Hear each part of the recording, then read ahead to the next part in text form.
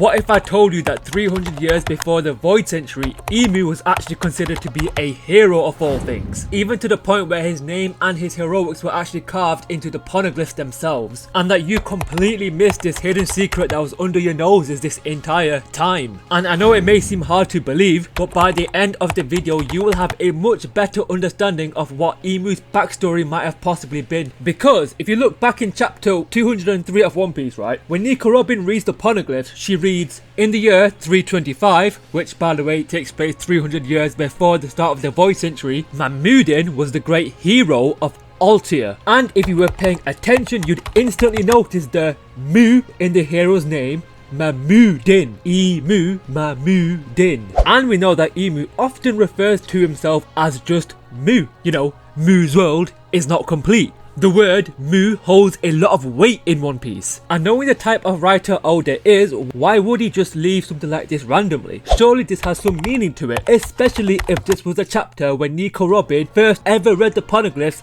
on page. Literally one of the biggest moments in One Piece mentioned this Mamudin figure. And as we all know that Emu is immortal, it's possible that throughout the centuries, Emu has changed his identity and name. For example, we know that Emu was once known as Nerona Emu. Is it really that much of a stretch to believe that he could have also been called Mamudin? And don't you find it a bit of a coincidence that Alabasta was one of the 20 nations that actually joined Emu to take down the ancient kingdom, right? And Alabasta is also the place where Nico Robin found the poneglyph that actually talks about Mamudin. Maybe Emu's fascination with Alabasta is much deeper than just oh Lily, oh Vivi. Have you ever wondered why Emu is obsessed with Lily beyond the whole blunder thing? You might be wondering, alright, okay, but why would the Kazuki clan, who were on Joyboy's side, write down the name of Emu's name on their poneglyphs? Well, considering this was over 300 years before the Void Century, perhaps the poneglyphs were made even before the Void Century and this was just part of recorded history. But recorded history that is very important to Emu's backstory. Maybe back during those times, Emu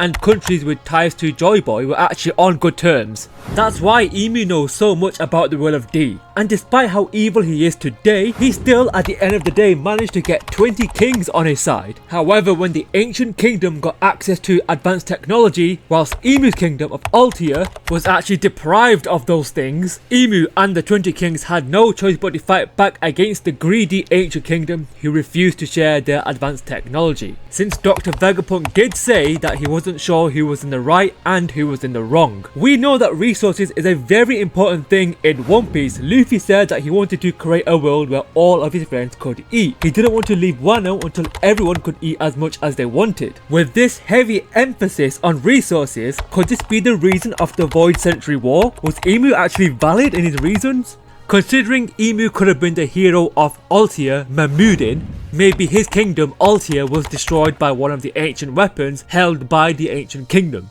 And with no resources and with no bloody kingdom, that's why he fought back. And if you look at one of the 20 kings, Dressrosa, they still had to rely on slavery, whilst the ancient kingdom did not need any of that because they were bloody advanced. So with everything in mind, it's clear to me that Emu in the past was a hero of a nation, but he had justifiable reasons to fight back against the ancient kingdom due to a lack of resources, but then he let the power get to his head. This would also explain why he thought David D. Jones was never a king. Not that he never was a king in the literal sense, but that he wasn't worthy of being a king. So yes, I am definitely convinced that this Mamudin figure was definitely Emu, and that Emu's flashback will see him save the kingdom of Oltea. But what if I also told you that Emu has multiple bodies?